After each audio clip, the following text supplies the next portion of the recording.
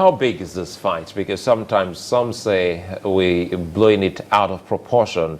Every time the president goes out, he must talk about the fight. Everywhere he goes, he makes mention of this fight. Some are of the opinion that this might just put the nation and Nigerians in a very bad light.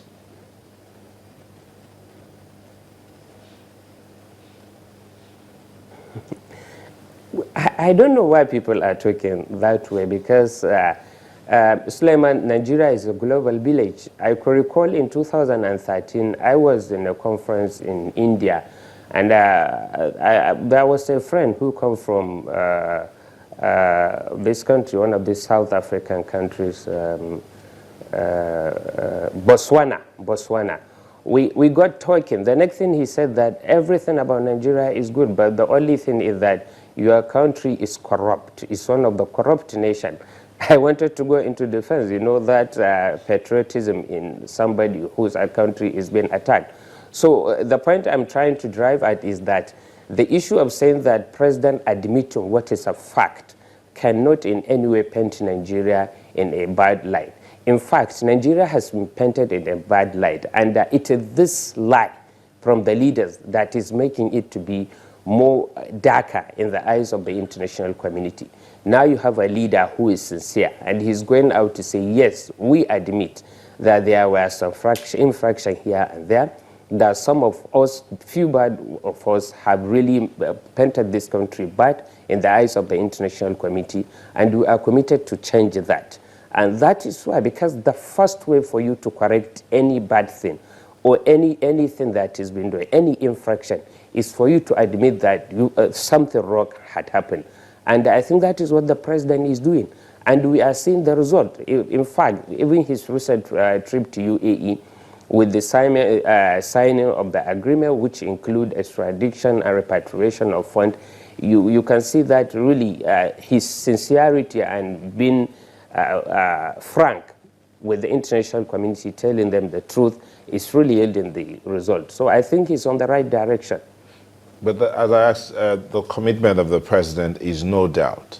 But what are the guarantees that those that his lieutenants are also as committed as he is to this war against corruption?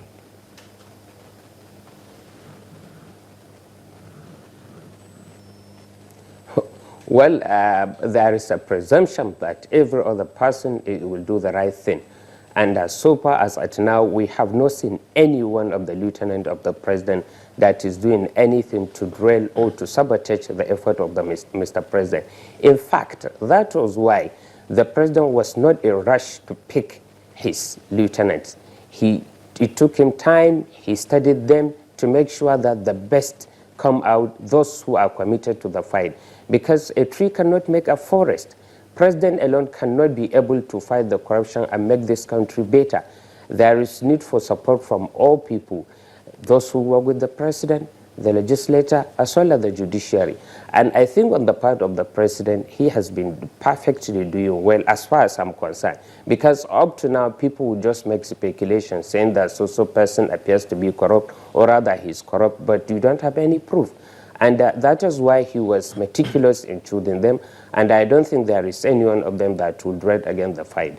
In any way, I don't think anybody can dare to go against the wishes of the leader, who is committed to see that Nigerians get what they deserve from the leadership of this country. You know, that particular point is debatable. A lot of people argue with you about that. But let's look at the angle of the law as regards the rule of law as against the fight against corruption. So far, we've had people detained for excess of 48 hours, and they say they are standing on a particular act, the new Criminal Administration Act of 2015, that says they can go ahead and detain some people beyond a certain time as far as they have a court order. You are a lawyer. Do you think this is satisfactory?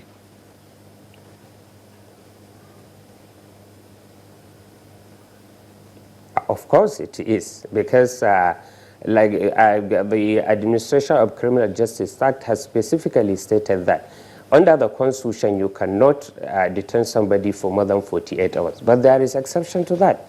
If you check Section 36 of the Constitution and other sections that has to do with the freedom of movement as well as the liberty of the person, and this is why under Section 45 of the Constitution, as well as the Section 36, I think subheaders of 5, that the administration of criminal justice come into force, whereby if the law enforcement agents find it expedient that they have to detain somebody for more than 48 hours, they will apply to a court of law and get an order for them to do that. And there is nothing bad about that because it's a law. In any way, this is a law that has taken Nigeria more than 10 years to pass, because I think the argument, the campaign for Administration of Criminal Justice Act started way back around 2005. And it is now passed into law. And God so kind, it was not passed during the present administration. It was signed by the former president of this country, and it is a provision of the law. And if anybody thinks that such provision not in tandem with the provision of the Constitution, he knows the right thing to do. Let him go to our court and challenge that particular provision. And I think the court will do the right thing. If he really comes with compelling reason to show that really those provisions are not in tandem with the provision of the Constitution, the court will not hesitate to declare them unconstitutional.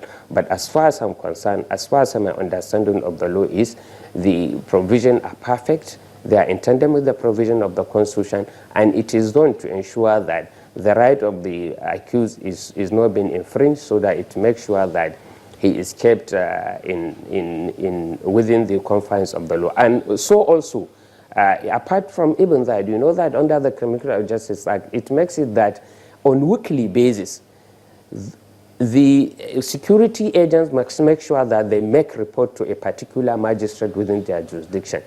There is also a quarterly report that the attorney, the IGP, as well as the Controller General of Prison must make to the Attorney General of the Federation. These are all done in order to make sure that nobody's right is infringed in the course of trying him for things that he's been suspected to have been done. So I think for me, there is nothing that has shown that something is against the provision of the Constitution, to the best of my understanding. Now we're talking about the courts, which is also key here. Good thing you're a lawyer, Mr. Musa. Tell us the feeling when you hear comments, for instance, the big headlines now, corrupt judges will end up in jail. How does that put the judiciary in the light of this fight against corruption?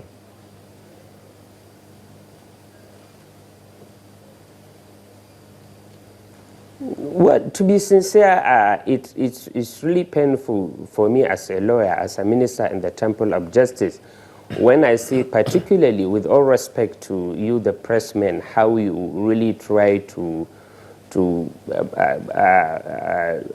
portray the Nigerian judiciary in a bad light to the public, and which you really try to shape the opinion of the public against the Nigerian judiciary. I believe in every system there must be bad eggs here and there, but really one person here and there cannot really be used to justification to generalize that the Nigerian judiciary is bad.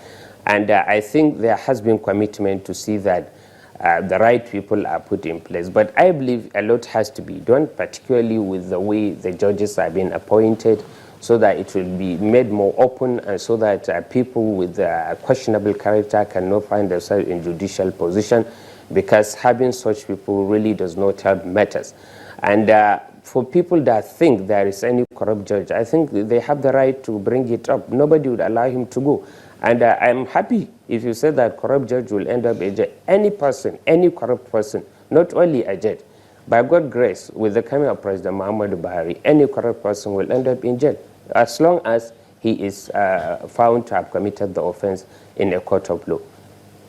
You know, this one, let's quickly bring this to you. This is not from the media. This is the federal government talking, and the media reported it. The federal government saying that corrupt judges will end up in jail. Doesn't that give an indication that they must have had first-hand information of some form of corruption among some judges?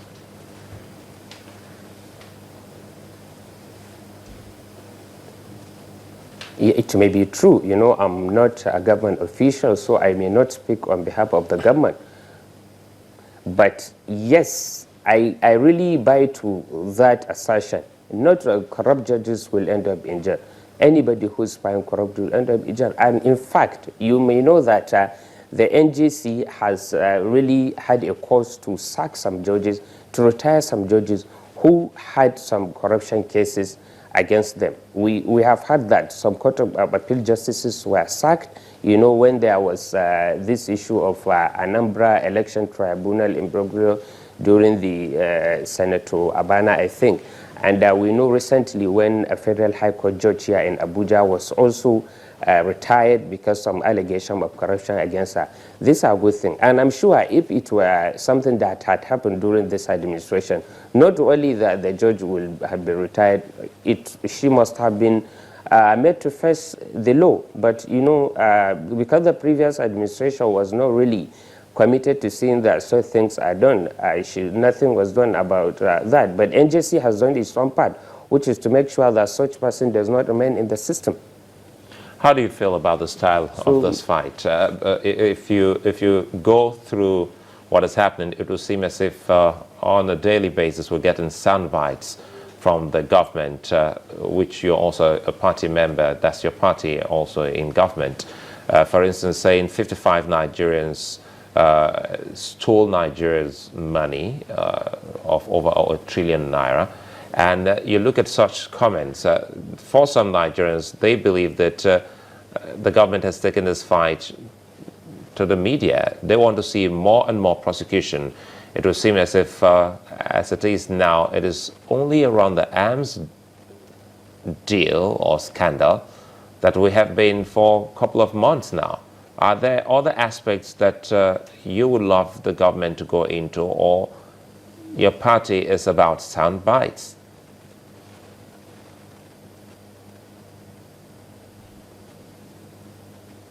No. You see, it's not that people are being tried in the media, actually. What's happening is that the people have right to information. And this is a government that's come to power through the popular vote of the people.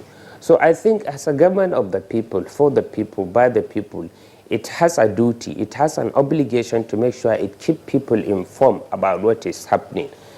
This issue of the arm deal, because it's so momentous, that is why that it has been taken out, that is why the people have been surprised about it, because it is quite incomprehensible for somebody to say that just some few people can sit and take away more than $2 billion of people's funds. But I believe this is not the only area this administration will look at. I'm sure that the allegation made by the former CBN governor, who is now the emir of Kano, that more than $12 billion were unaccounted from the fund of the NNPC cannot be allowed to just go like that. And I'm sure you know that things have been done about custom service, and I'm sure you know that also the FIRS is being checked. So many places. It is going to be a continuous exercise, and I believe the commitment of the president and the people he's putting here and there, it is not only this side arms deal that will be dealt with. Many areas that Nigeria was ripped off by, many areas where some few people think and sit and enrich themselves against the majority of the Nigerian people. They will be made to account for whatever they have done. Like the president said, you shouldn't be afraid of him, just be afraid of your conscience.